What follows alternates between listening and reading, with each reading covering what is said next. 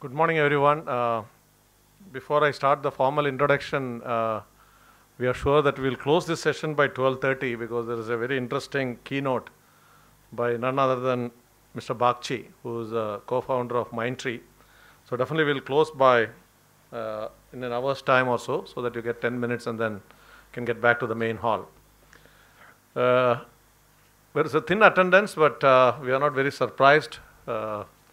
Because there are many people who believe India lives in the cities, which is not the case really, because if you really look at it in terms of the villages of India, which is really going to blossom over a period of time, and we are sure that there are a lot of emerging what we call as GRAMPRENEURS, and Kerala in future years will definitely be focusing on the rural side. India's prosperity, future growth lies in villages. There's no two ways about it. Having said this, there's also a misconceived notion that the rural side doesn't have the kind of competencies and capabilities as it is seen in the urban side, which is a great misnomer because there are many proven examples of people coming from remote villages. And I can see that all the four panelists sitting here are not from any of the metros, are not born in any of the major cities of Kerala or India. So they are also, I can title all of you as GRAMPRENEURS because if you really look at Nawaz Miran, I really don't know where he was born, but he belongs to Angamali. Adimali. And we have Harikrishan Nair, who was born in Koilon, I suppose. And Mr. Menon, you were born in Palghat. And Jojo Kanjirapalli. Mundakayam. So here are really people from the Gramams, so that's how we have selected them as the panelists. And the future, as I told you, definitely lie there. Brief introduction, because I won't come in the way of this eminent panelists we have. Mr. Shivdas Menon is our TiE's past president, and he was the person who first arranged what was a program, Shivdas, for agriculture in TiE? Money spinner, and and we have big seminars which we conducted, 2-day seminar where about 1,000 farmers came. I remember that. That was 4-5 years back. 3 days program. He's an agricultural engineer by profession and has worked for reputed companies like Amalgamation Group, Shawal and Company, P.S. Lisley, and then of course, I should not tell this in the entrepreneurship forum. I'm sure Shivdas will tell, but I am preempting from Shivdas from not telling that. Viparita Kale Vyavasaya Buddhi. Vinashakale Vyavasaya Buddhi. അത് പുള്ളിക്കാരൻ പറയും, പക്ഷേ അത് പറയുന്നതിന് മുമ്പ് നമ്മളൊരു entrepreneurship promote ചെയ്യാനാണല്ലോ, അപ്പോൾ അതുകൊണ്ട് ഞാൻ പറയുന്നില്ല, but he will tell this for sure. So, and he also value added. It's not only in terms of the company which he has started, Sterling Farms, which has state of the art testing and research and development. So we'll hear from him the kind of innovations which are possible in agriculture without using much of today's fashion word of IT. He sold off, he's a very practical GRAMPRENEUR. He sold off his testing lab to an American company recently, which is for a undisclosed sum, as always this is the case. Undisclosed fortune. So even I am very close to him. He never told how much money he has got by selling his testing lab to a big American company. Very, very passionate entrepreneur. He will tell a little bit of his story about how he started and where he has reached. So please put your hand together to welcome Shivdas Menon to this panelist. Next is Nawaz Miran. I'm sure you must be knowing Nawaz already, but I think you would have definitely used some of his products, which is the Eastern condiments and curry powder. He started working with his father at a very young age.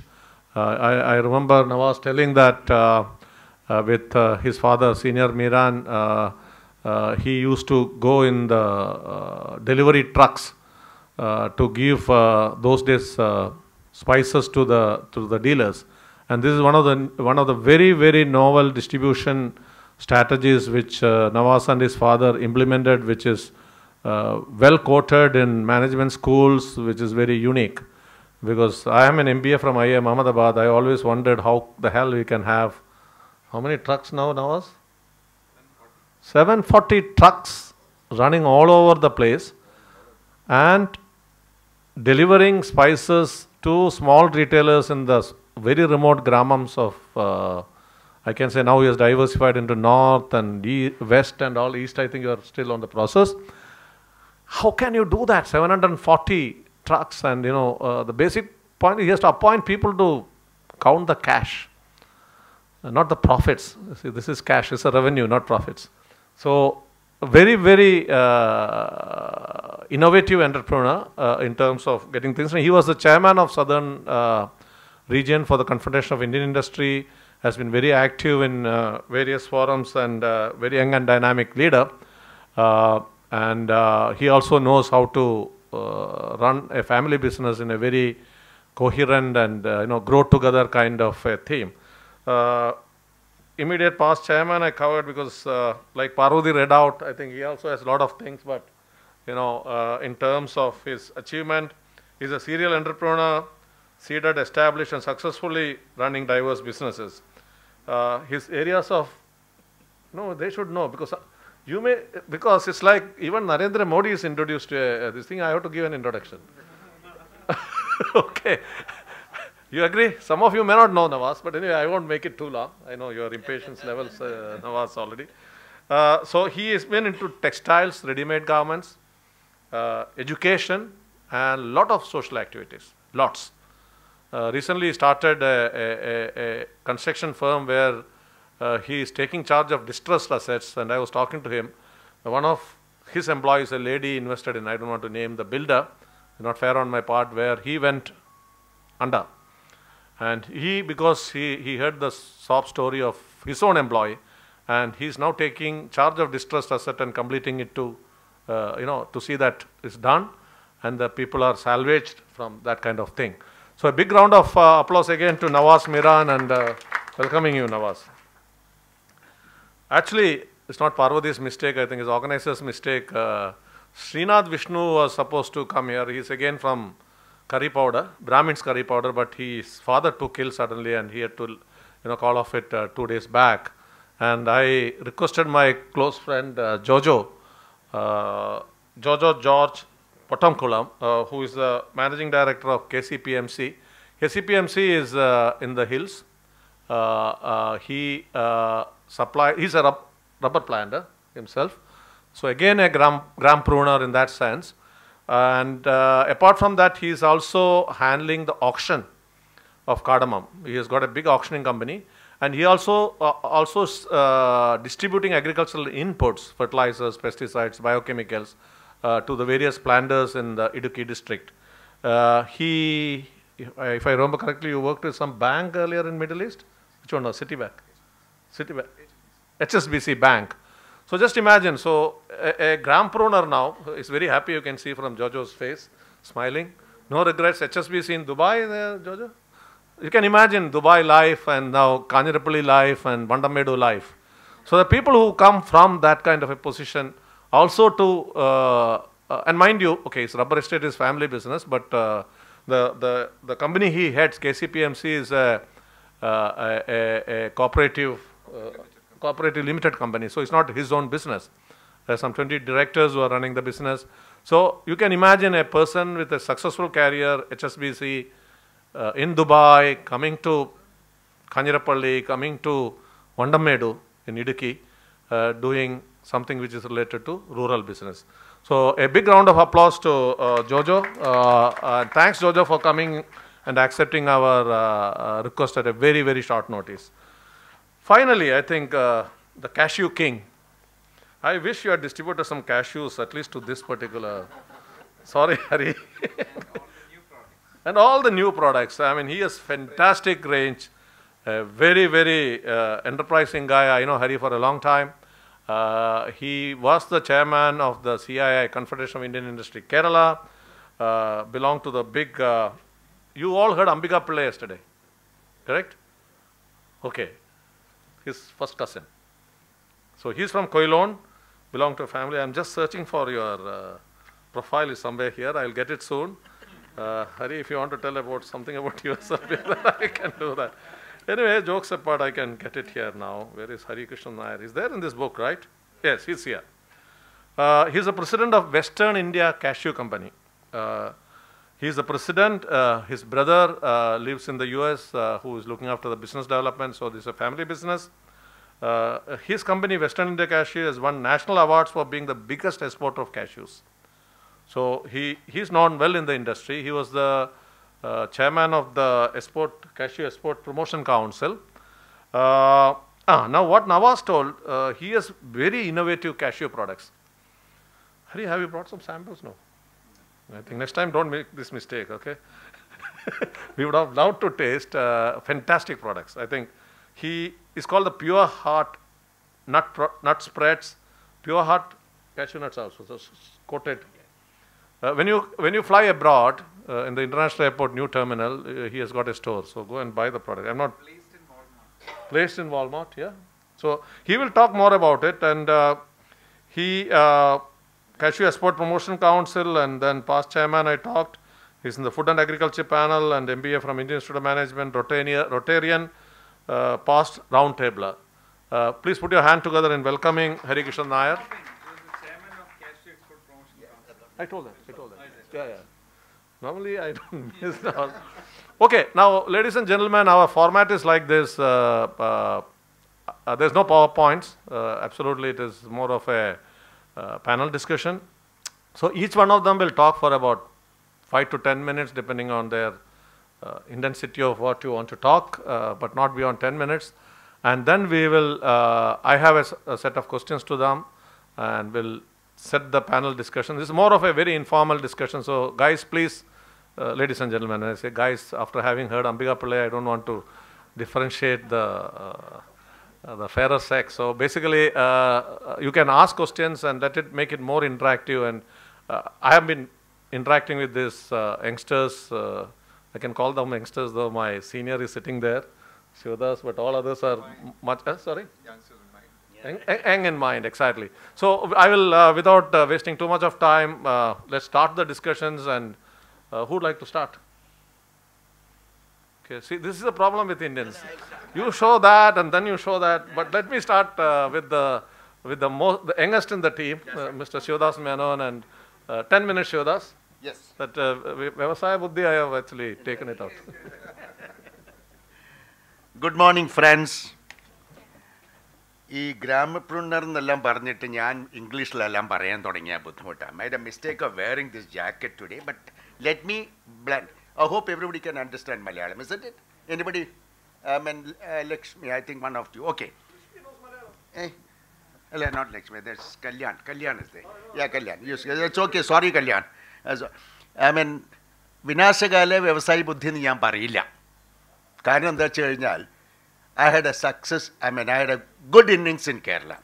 A professional turned, industrialist, you can't say a small industrialist, did well. We always talk bad about our state. No, it's not so. We are doing well and we will do well. And it depends upon how effectively you people will take it forward. I am telling you, in a difficult period like 1987 when I started, it took 6 months to get the sales tax registration. Now it's not so. We are all there. Everybody is there. The senior, industrialists like Nawaz is available, Hari is available. Anytime you take the phone and call, we are there to even help you out. Okay. Now, we have been working very actively in CI, TiE and all that. And recently I asked my agriculture team to find out what is the growth we achieved in production of vegetables in Kerala. So we have been using, I don't know, most people be knowing, we consume almost about 3,000 tons of vegetables every day, out of which almost 1,000 tons comes from other states. With lot of pesticides and chemicals and all that, we enjoy eating all that. And of course, we give a lot of money to the doctors here, a lot of hospitals are coming up. Good, that's not a bad thing that industry is doing well. But I went through the records. I find that 2013-14, I can see a 20 to 22% growth. During 2016 and 17, that's not bad.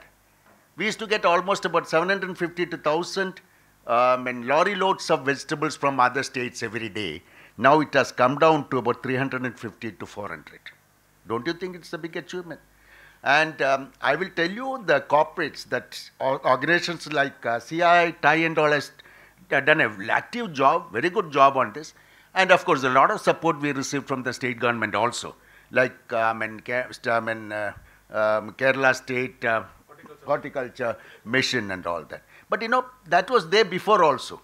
But people didn't know how to get that funding, 50% funding and all that. Now, I'm given only 10 minutes time already. Yeah. What I'm trying to say that, look, there is money in agriculture and less risky than IT and any other industry for that matter. It's a challenge that we consume almost about 3,000 tons of vegetables, and we produce only less than 1,000 tons per day average. Don't you think it's a challenge? Why don't you start producing? The highest vegetables grown in Malappuram, and the lowest is in Alleppey. Mind you, why not Alleppey? Alleppey is so close to Cochin. Why we are not able to produce good vegetables and bring it here? And the soil, they say, okay, sandy soil. There comes the technology. Sandy soil is better for cultivation of vegetables than even clayey or other soil. Only thing is, little bit of technology has to be used. It can be grown.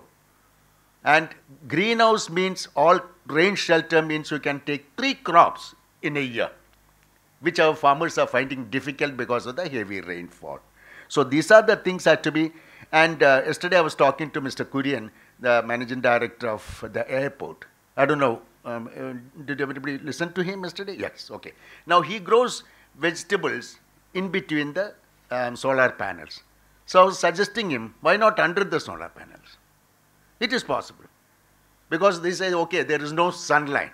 Okay, LED lights are available. Put the lights underneath, you can grow high value vegetables, which he said, Shodas, I want you to try and we'll take it forward.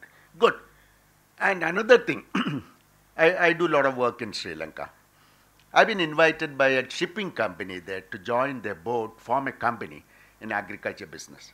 I was wondering, I said, why, when we are as good as that, even better than Sri Lanka, why nobody has invited me, nobody wants a sort of an agri-business company here?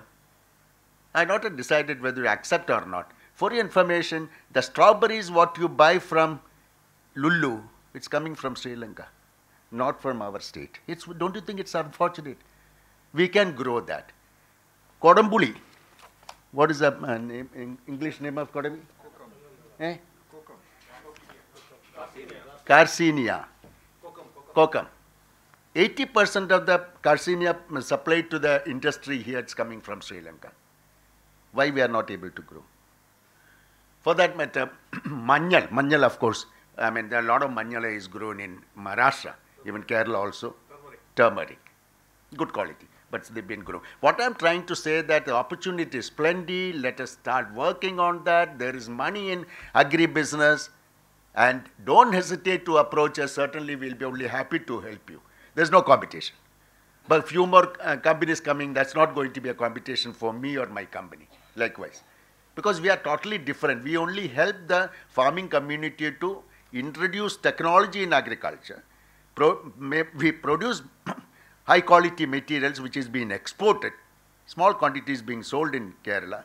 Make use of that and see that we grow, we are self-sufficient for at least for vegetables part of the thing.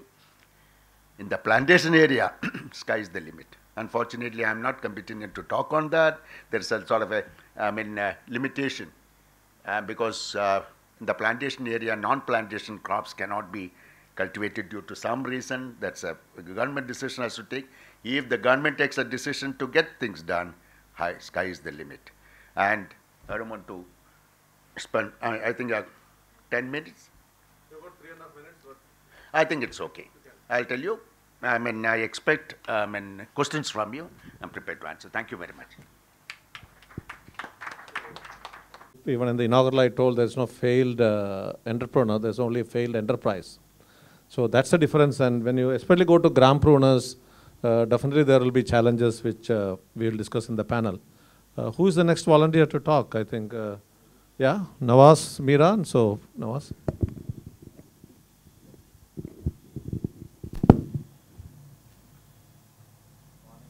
And gentlemen, in fact, I was on a tour to Sweden 1 month back. Visited 5 companies. The first one was Tetra Pak, which is in a town which has less than 6,000 people. The next one was IKEA, again a very small village sort of a place, and again that entire town is only IKEA. Then I went to Volvo. Volvo is in Jorgenberg, slightly big, but it was started by 2 engineers from SKF Bearings. Then I got a chance to be at ABB. So looking at Sweden, they have a lot of products which has come out from a country which doesn't have any sort of other resources. Extreme climates, soil is not good for agriculture, and they just had to get to innovation-led industrial growth or whatever it is, and they have conquered the world. I was so surprised. IKEA with 403 stores. Can you imagine the turnover of IKEA? Just 403 stores. ഒരു number ഒന്ന് പറഞ്ഞു നോക്കിയോ. 2,75,000 crores is the turnover from 403 stores. Being there, I just remembered my dad. We got into business of grocery and then got into distribution. And sitting in Adimali, he was able to create a wonderful distribution-led business on spices. I also think about Kitex, which is hardly 25 kilometers away from Cochin, which has got close to 12,000 people working there and does a turnover of not less than 500-600 crores. These are all companies which are based out of small towns, but with a larger than life thinking and vision.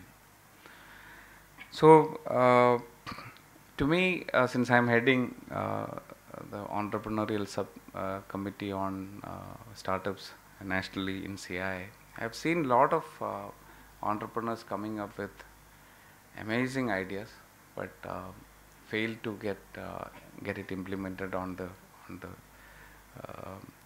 growth path. So where does we fail? If you ask me, any idea is good, but 80% of the ideas fail, and many times people fail to look at the prospectus of scaling a business. And see, recently I got a chance to talk to a women entrepreneur based out of Palghat. Amazing products, good turnover, good profitability, but the product is limited to Kerala. Yeah, it's in Palghat. So it's limited to Kerala. So if I, as an entrepreneur or as a fund, if I look at the prospectus of the business, it gets limited to Kerala. I can't scale it nationally, or I can't take it outside the country. So that's a limiting factor. But that doesn't stop an entrepreneur. In fact, if you look at many of the European countries, they all have less than 3 crore. Kerala has got 3.25 crore population, but all the smaller major countries in Europe has got less than 3 crore population. So that's not a limiting factor. To me, identifying an idea, doing the pilot, moving step by step, and not getting fascinated by the new ecosystem which talks about funds are available everywhere. Anyone who wants funds, I am there. I'll put in money that sort of an ecosystem is actually driving people crazy. Because every business, when you start the journey, you have to look at a 360-degree. You have to look at the top line, you have to look at the bottom line. Any fund or any investor who comes in, definitely be looking at the money, the returns that you get from the money invested. So that's where we get really confused. And to create that larger than life picture on any business, we have recently invested in the brand called Jackfruit 365. It creates a larger than life picture. I was fascinated by the idea. I put in money. But if you look at the growth, I was telling James that it's not a short-term journey. It's a long-term journey. So we need to carry people together. Every in prayer meetings we call Sakshim Barel. So we need to create more of ambassadors with on that products. So you have to be patient enough to see that you at least add 10 guys to be an ambassador for the product. So that's the way business is happening. So to look at opportunities around, we were lucky that we were never into the heights of convenience business. But now in every family, at least 3 to 4 working members are there. So convenience obviously become factor. So you have lot of opportunities in and around, not just the agri side of it, but any business you take, any side you take, you have lot of opportunities. I was recently talking to a laundry brand called Allure, which is based out of Nellad. They have put in 25-26 crores of investment, amazing facility, but they are not able to scale. They are not able to scale in the sense, the persons who are running the show, they are just looking in and around Cochin. But this gives an opportunity for them to collect products from Trivandrum, right from Trivandrum, Kannur, Calicut. They can bring in products and do the stuff in this place. Because people generally get upset with the way in which this transportation, logistics and all. It's a bit intricate, but in the sense, over a period of time, if you really put some structure onto it, it can easily be scaled. So likewise, wastewater treatment, plastic, plastic processing, waste plastic processing. Every business you look around, there is some money around it. But whether it is scalable, whether it can be, it will bring in an equitable opportunity for all around people around the community and society is all things which we need to discuss at length. To me, we have come to an era where everyone is on a supporting platform. My dad, when he thought of starting an industry, friends around told him that not to get into this because partikkaru sammadikilla, partikkaru buddhimuttundakum. But that scene has gone. Now you see, politicians also supporting creating entrepreneurial environment in the state. So long way to go, lot of positive air around, and we need to take advantage of this. And I would be happy answering the questions. Thank you very much. Thanks, Nawaz. I think my key takeaway is that should have a larger than life thinking. Idea is not enough. I mean, he gave the example of his recent visit to Sweden, and we know all these brands: Volvo, Tetra Pak, IKEA, ABB, all firms of global size. So primary thing is larger than life thinking. So thanks for that thought, Nawaz, because at the end of the day, that's what it is. I now, after my retirement, I advise businessmen who are not able to scale up beyond a particular level, and that makes a big difference. So thanks, Nawaz. And this woman entrepreneur in Palghat, I mean, I recently met a guy who is making unniyappams. One guy by name Hanifa. Very fascinating story. I'm going to visit him more as a social thing. I mean, in terms of, I told Hanifa that you also met him, Nawaz, in the recent meeting we had. പതിനായിരം ഉണ്ണിയപ്പമാണ് ഒരു ദിവസം ഉണ്ടാക്കുന്നത്, and he's got his own model which is scalable. So we look at it in terms of automation and how things can be done. And he's very, very anxious. So over to Hari now for your pearls of wisdom, Hari. Thank you, Kumar. Firstly, we are not the biggest exporter of cashew from India. That's what is printed here. Yeah, we're the biggest exporters of roasted cashew, which is a value-added cashews from India. Okay, so that is not something which we are looking to do also, because it is not something which I want to do. So to start off, I would say that wherever you are, whether you're in a village or a city or a metro or something, when you start off on an entrepreneurial track, I think you should look at yourself. What do you want to be? What is your aim? I mean, and what are your strengths? And I think that is a key. And if you go with what you are and what you have with you, I think you will succeed a lot better than what is available around there. Now, I came into business in 1992. It's a third generation family business. But in the previous generation, the business had been divided significantly, and the size of the business, my father was not really interested in the business also. So he had social mindset, and he wanted us to do other things. So I actually did an MBA, and I was working outside, and then my mother told me that you better come back. And for some reason or the other, I did. And see, the business of cashew was, we have a lot of factories, a lot of people doing this business, and the way it was managed, I think some of my uncles and cousins and all tell me that a good way to manage is that, when you go to the factory, you go talk to the washman and find out what the manager is doing, or people who do well, for example, are people who are able to have a BD with the union leader. Then you can understand, and you can manage labor problems. It is that sort of a method of managing. And from 1992 to 2000, I managed to grow the business significantly. I mean, we went up to 100 crores at that time, but following the same norms as other people, and nothing significant really. And that wasn't interesting. And suddenly I felt that I'm not really here to grow my business and make it big and all that. It didn't. The business was, when you look at it from a perspective, what we were doing is we are leveraging cheap labor and providing something for the international market. That was not something which interested me.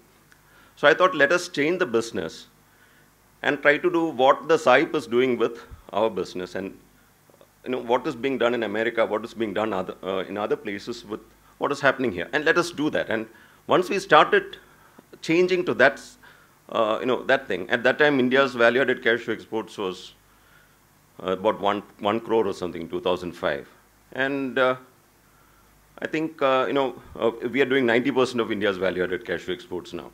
Because we started at, when a 100 crore business, 1 crore market opportunity, and it didn't make sense.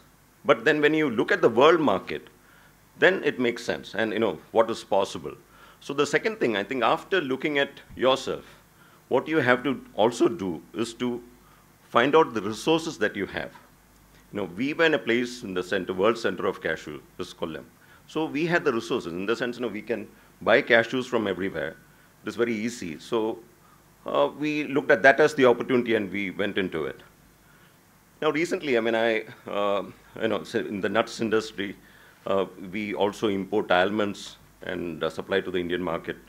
For we have all the chocolates made by Cadbury in India, the almonds and cashews which are in roast almond and all that come from my factory in Kollam. So we got into that thing. So what we did was we focused on something, with the managerial learning which we had, and we had already tried to make it more professional. We focused on one thing. We focused on one thing called food safety. So we were the first company in the cashew industry in the world to become GFSI certified, which is a Global Food Safety Initiative certified, which is in 2005. And in 2009-10, we also did something called a validated pasteurization. That means that there's something called sterilization, which brings down the microbe levels. But in 2009-10, we looked at something which said that if it's a 5-log pasteurization. That means that if it starts off with 1 lakh microbes, it will get reduced to 1 microbe. So, and that was validated for a particular type of microbe. So we did things like that, which made us, attractive to companies like Cadbury and also international supermarket chains and all that. So they were all visiting us because this was being done by some companies in America for almonds, and we were the first company to do this for any other nut outside of America. And we did it on our own. What we did is, my father-in-law happens to be a microbiologist, so we got him involved, and we did the studies ourselves, and we got these things. So these are these things which has actually made us successful. Now, when I say look at your resources and try to maximize on your resources, I am reminded, one of my friends, this guy is an Iranian guy who's in the pistachio business, Iranian, but he's,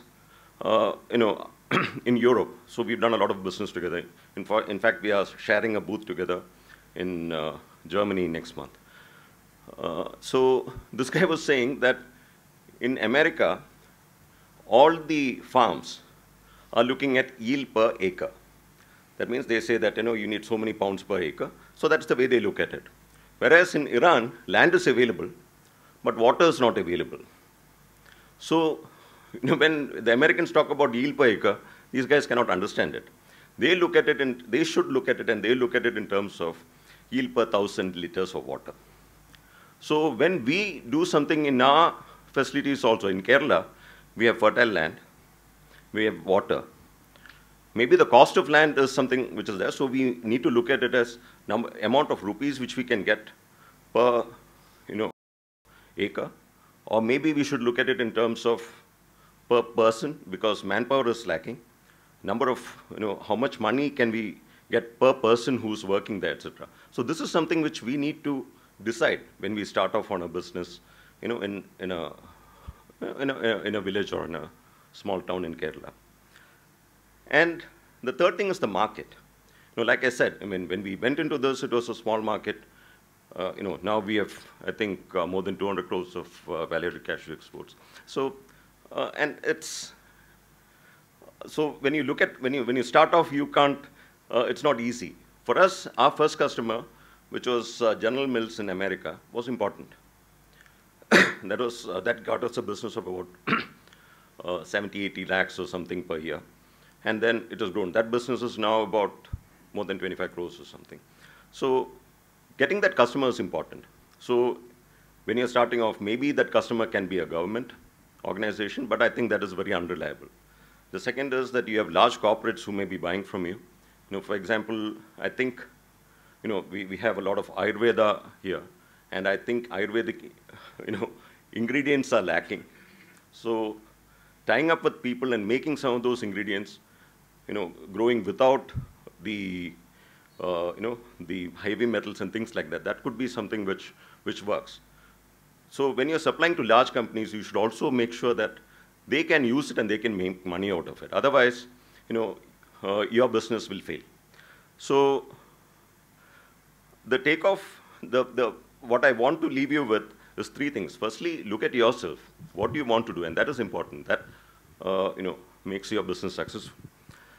The second is look at the market. Can it be scaled up? What it is today is one thing, but what it can be tomorrow is important. And the third thing is look at your resources and try to maximize on the resources that you have. Thank you. Thanks, Hari. I think what you people thought when he corrected my introduction, that I am not the biggest exporter of cashews, but I am the biggest exporter of roasted cashews. What do you think is the message underlying? Exactly. You hit the nail on the head, sir. Somebody can take a big pride in saying, I am the largest exporter of spices in this country.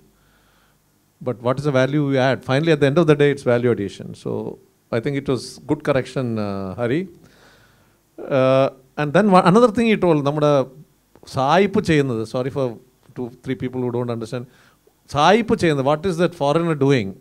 Why don't we do this here? We can do it much better. And that is also proven by Hari's firm. And then his 3 mantras: understand yourself first, understand the resource at your control, and look at the market. Very, very simply done. Let me now hand over the podium to you. Morning, everybody, and firstly, thank you, Ty, for the opportunity.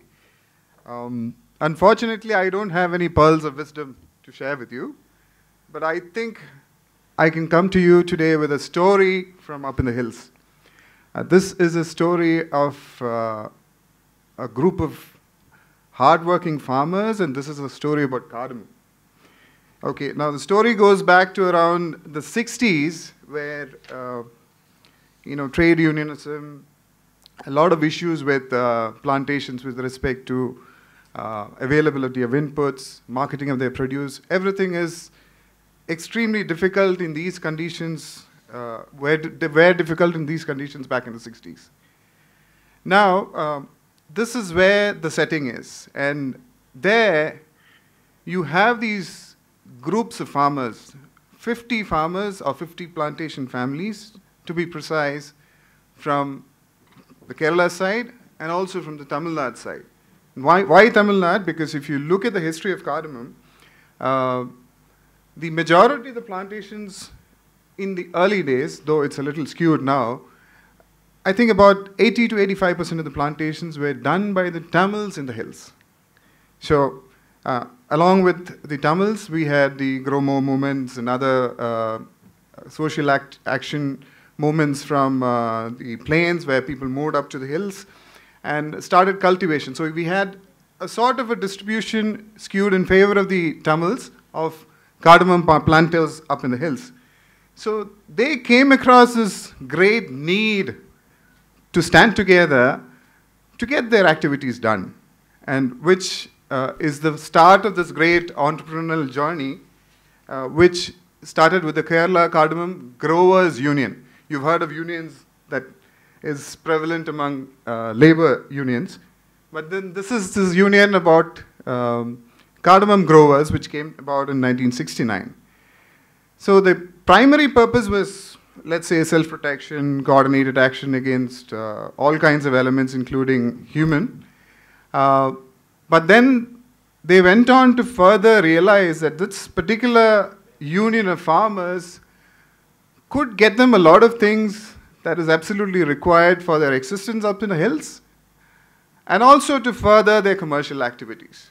So further in 1974, on 20th of January, they created this cooperative movement, or a cooperative society called Cardamom Planters Cooperative Society, CPMCS in short, for making available agro inputs and fertilizer. Fertilizer was a controlled commodity by the government to the people up in the hills. So this activity went on, and business slowly grew. No, I'm just talking about the circumstances of how this business developed. It is sheerly out of the requirements or the needs of that particular society that existed those days.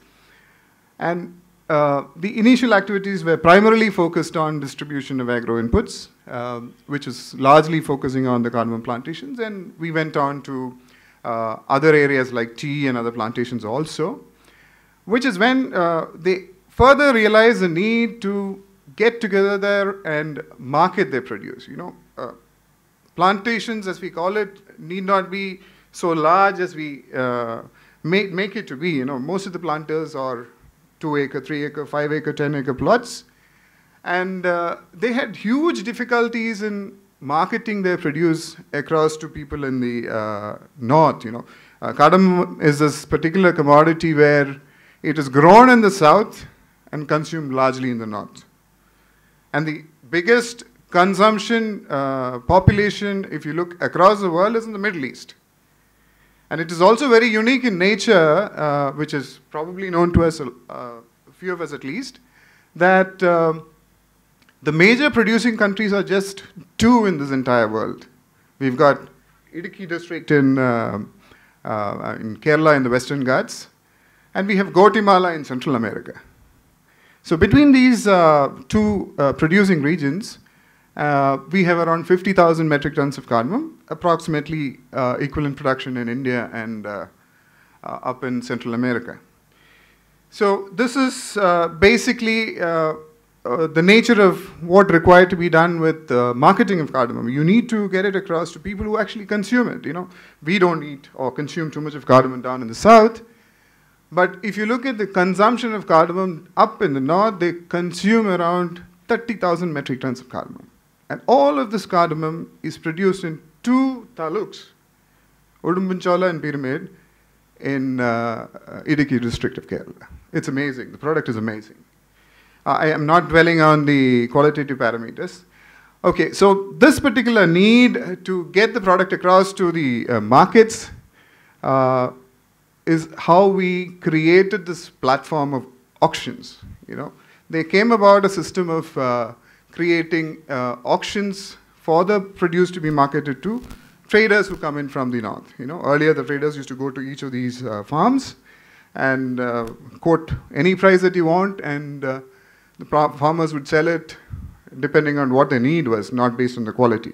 So now we have this platform wherein you can get it across to any part of the country and also across the world, because we have exporters coming and buying from our auctions.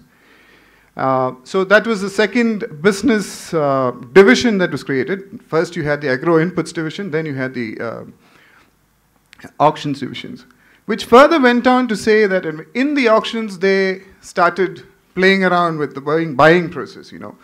5, 10 large traders could get together and sort of play around with the auctions, which is again creating a loophole in realizing the right price of the product. Which is when almost all of the auctioneers, there are 12 today, started their own trading divisions. So all of these activities that we see today among cardamom traders or auctioneers, as we call it, have been creations of necessity. It has all been focused on particular needs or gaps in the system that has been filled up by various activities that they've undertaken.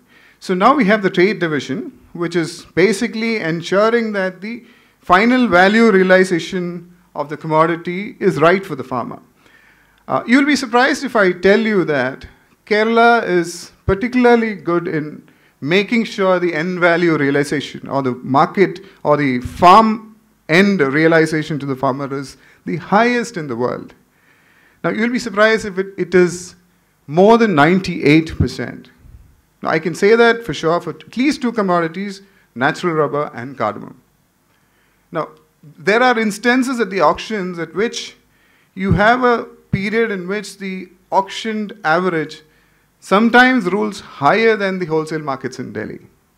But that having said, the retail market is a different whole story altogether. Yeah. So that is when that's when the third division which came about, the trade division, which is when we realized that there is a huge value difference between the wholesale market and the retail markets. Now you have a 10-gram cardamom being sold at 100 rupees or 200 rupees. Sorry, 10-gram cardamom sold at 100 at 200 rupees. And that's a huge value in between the wholesale and the retail markets.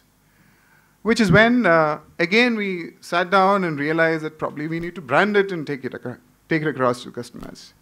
So there ahead, we went and created two brands which are doing which is in the early stages and getting a lot of inquiries. I'm not saying extremely well. One is for the international market because their requirements regarding the quality grade, etc. is different. And you have yet another second collection for the domestic market as well.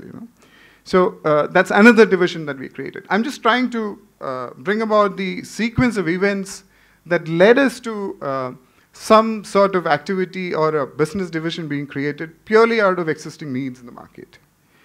Okay, where are we today?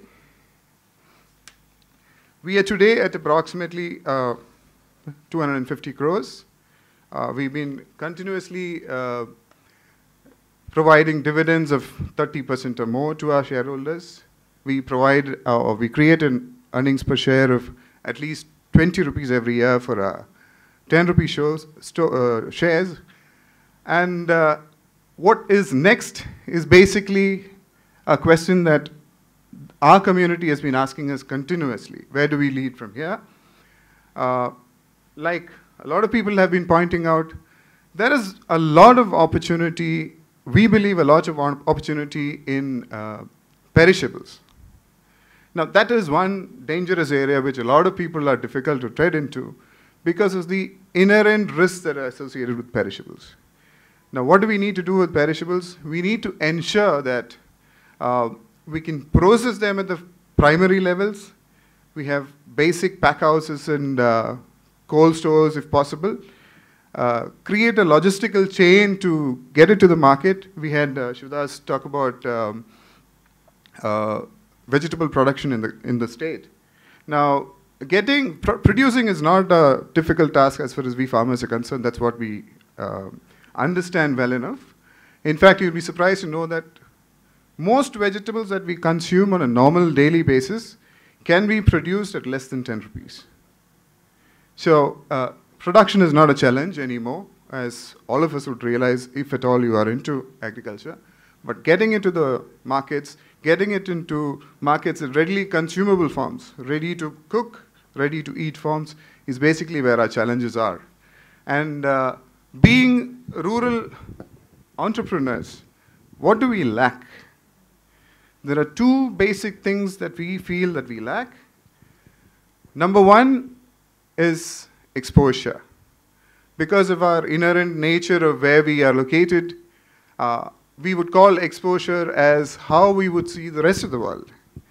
There are limitations in how we see the rest of the world.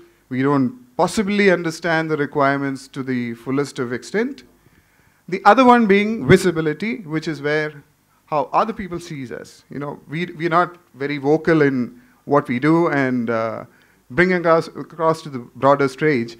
So that is the one area that we need to probably focus on. And with these limitations, where are we headed? We probably should look at tie-ups in areas that we are lacking. You know, we can't bring about or develop your own skill sets in the entire chain, but then we need to bring up tie-ups with logistics, structured processes, reach and distribution systems, and marketing systems. So we again feel that there is a lot of opportunity because the biggest opportunities are where the limitations lie. Okay, and that today I think is in perishables. Thank you very much. Thanks, Jojo. When I talked to Jojo and told him to talk for 10 minutes, he told MSA that's too challenging for me. Don't give me more than 5 minutes. But he has taken about 11 minutes, which was very interesting, Jojo. And then Nawaz Miran whispered in my ears, which I didn't know, that your father, George J. Matthew, was a 3-time MLA. It's very relevant. Because you have that something in your gene from your father who's made you to talk very well. Thanks for that. Few takeaways from what Jojo talked: exposure, visibility, and tie-ups.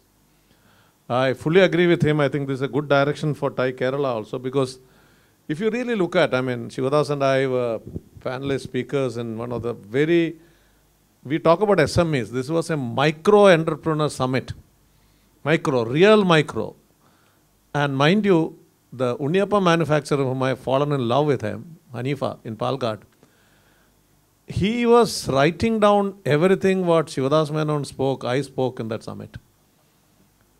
Unimaginable. But എല്ലാം പുള്ളിക്കാരൻ മലയാളം ഞങ്ങൾ അധികം മലയാളത്തിലായിരുന്നു സംസാരിച്ചിട്ടുണ്ടായിരുന്നത് അവിടെ because the organizers told മലയാളത്തിൽ സംസാരിക്കണമെന്നില്ല. So there is need for exposure, there is need for visibility, and as Nawaz mentioned that tie-up, we call him James. Jackfruit 360, 365 or 365, correct? Where Eastern has given the tie-up. So what you told is absolutely right. If you're talking about GRAMPRENEURS, I think these 3 points what you mentioned, exposure, visibility and tie-ups are very important. Actually, I had made set of questions, but I will skip it because it's been a very interesting panel, and I would leave the floor open to the audience to ask questions to this very experienced GRAMPRENEURS. So the floor is open. The ushers, can you pass the mic around if somebody wants to ask some questions? Yes, our charter member, just pass on there, please. Are there more mics? Yeah, great.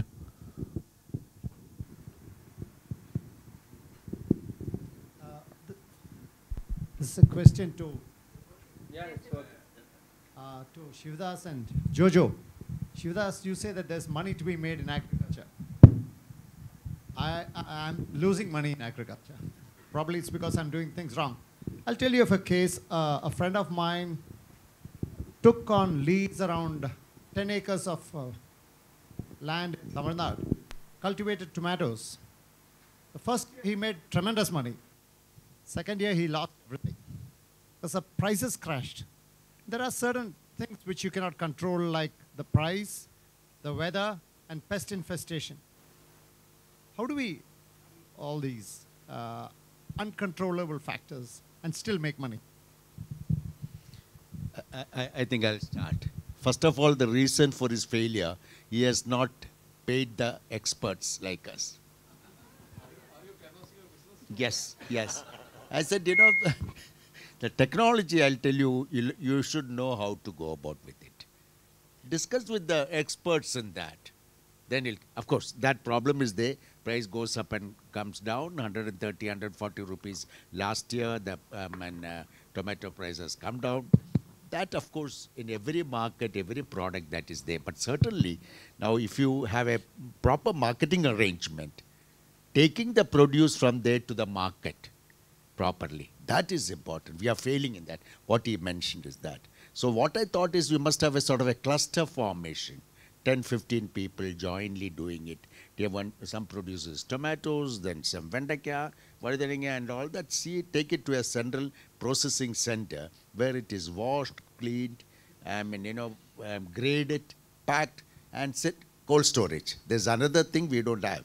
That then they will take it to the market. These things are happening in places, even a small country like Sri Lanka. I think we can very well do that. I think I can add a bit to that as well. Some of this can be solved if you start from the end. You should start with the market first. It is easier said than done, but yes. If you can enter into tie-ups with respect to marketing your produce first and then go back to the field with respect to producing it. Like I said earlier, production is no longer a challenge. You know, most of our farmers are extremely good at producing at extremely low cost. You know, when I say 10, I think it is on the higher level. If you talk to a hardcore vegetable farmer, most of the time his break-even level is 3 or 4 rupees. Can you believe it? It's unbelievable. You know, and there is not even a pinch of salt in what I say here. 3 or 4 rupees is what his production cost is. The moment he makes the 5th rupee, he is on a profit. But having said that, number one, start with the market side. Work backwards. Speak to your customers, understand what he can produce for you. I'll add to what Mr. Shivdas said. Get into systems that can ensure that you can reach your product to the markets in the right manner, for which you need some infrastructure, particularly logistical infrastructure. But then we also need to think about having grading systems, cleaning systems, storage systems, packing systems. All these are investments required. So if you follow the current model, you will make money 1 year, you will lose money the second year. I'll just add one quick point. I invested in 40 acres of banana along with 5 friends. The largest cost that I spent was on lease, which is around 50 lakhs. When we talk about failure labs here. I tied up with a European buyer to buy all my produce. I was probably one of the first who brought in GAP protocols to this conventional method. It's not organic. GAP protocols to market my produce in Europe, particularly in UK. Well, it so happened the container was waiting and the flood started in Chennai. Okay, there are conditions that are totally out of your control which you cannot foresee, but barring that, I think a lot of these situations can be controlled. You will face failures, I'm sure you will face failures, but then it's just a one-off thing, you know. I'm sure it can be done. I'm just trying to see if an entrepreneur is trying to bring a product initially first to the market, be it whatever, agree or non-agree. So what is a kind of pricing strategy that he should follow? I mean, how do you initially decide how to price the product? Because Hari, you have a lot of value-added products. So if you could take an example of your one product, if you can, we would. Okay, I'll tell you about two products. One is, the major thing which we did was roasted and salted cashews, which we supplied to major supermarkets and private brands in America. So when we looked at it, I mean, okay, there's a price at which India was selling it. So we did a value chain analysis, starting from the farmer to us, and then started from the other end to the price at which it is sold to the consumer. And for that, at that time, we took a AC Nielsen, paid this thing to get the pricing in the US market. And then we imputed the margins of the supermarkets. And then we arrived at a price which we needed to be able to give there. The second thing that we did was that we looked at the companies in America which are in the public domain. So they have their, in our case, there was at that time a company called, it's still there, a company called JB Sanfilippo and Company. So they had gone for a public issue, and after that, their calls, they have the investor calls every quarter or something. So I used to, on the internet, listen to those calls, understand the margins that they had, and then based on these two inputs, we decided at the price at which we would be able to sell. So, but this is a major product, right? But then the other side of it is when you create a new product which is not there in the market. So when you try to sell your own brand or when you try to do something, then it is a question of where are you going to sell it, and who's the customer, and what the customer will be able to pay. In some, when we launched a brand in the US, and initially, we had a can size which we had here, which we tried to sell there, but we miscalculated on the margin of the supermarket. So when you're creating a brand, you can't go to the big supermarkets, you have to go through a different route. So there, what we found was that, for a new product, the customer will not pay more than X amount of money. So this thing, the margins of the independent supermarkets, there is much higher. They call independents. That is much higher than the major stores. So we miscalculated that. So our product ended up being $12.99 to the consumer instead of a maximum of it should be less than 10. So finally, the product which we sold everything at a loss. We sold at a lower price, and then created a new. So we actually changed the packaging size. We had to change the package size here for the next lots onwards, but we had to sell the other one at 2 to 1 and that sort of thing, etc., to bring it below a particular price margin. So that is looking at it from the price which the consumer will pay. So what the market will bear is on one side. The other thing is, what your competition is doing. So it is always a balance between these two that you have to do in terms of pricing. Yeah, to me, the three things which we need to look at. One, in our case, we had to convert people into the convenience mode. So the normal raw material price compared to the value-added product price, if there is a huge gap, then people won't get to the convenience product. That's one issue. So you have to maintain that, you have to take the leadership in converting the non-value-added user to value-added space. Second thing is to create entry barrier. If your pricing is too high, then there won't be an entry barrier. Anyone and everyone can get into the thing that eventually will create problem for you. And the third important thing is, what is the industry gross margin percentage which is prevalent, you have to stick to in and around that. These are the three things which we generally keep in mind while we do the pricing. Any further questions from the audience? Kumar, I just want 1 minute. Yeah. And Kumar says I'm an humble farmer. Retirement ആയപ്പോഴേക്കും എനിക്കൊരു ബുദ്ധി തോന്നി ഈ agriculture മാത്രമല്ല വേറെ വല്ലതും ചെയ്താലെന്താ. അപ്പോൾ in my lab, he said, which I sold it to an American company, had some. അതെ, അത് ഡിസ്ക്ലോസ് ചെയ്യാൻ പറ്റില്ല because അപ്പോൾ we had developed a product. It's a sort of a oil spill absorbent that we had worked. So last time I went to see my children in the US, I happened to meet my distributor. Casually over a meal, I was talking to him. He said, Shivdas, that's an interesting product. There is one product coming from Australia. Can you match that? I said, let me see. We'll work out. And it's an organic oil spill absorbent, which is very, very important in the sea, when the spill comes in. Again, this problem, we didn't know how to price it. But the Australian, the product is already in the market, so it is easy for us to, that's a huge margin. സായിപ്പ് ചെയ്യുന്നത് അവിടെ സായിപ്പ് ചെയ്യണത്. അപ്പോൾ സായിപ്പ് ചെയ്യണത് നമ്മൾ copy ചെയ്യുകയാണെങ്കിൽ കുഴപ്പമില്ല, നല്ല margin. Of course, that may not last for longer time. We had 2-3 consignments already reached America. Things are looking well. So, it need not be agriculture alone.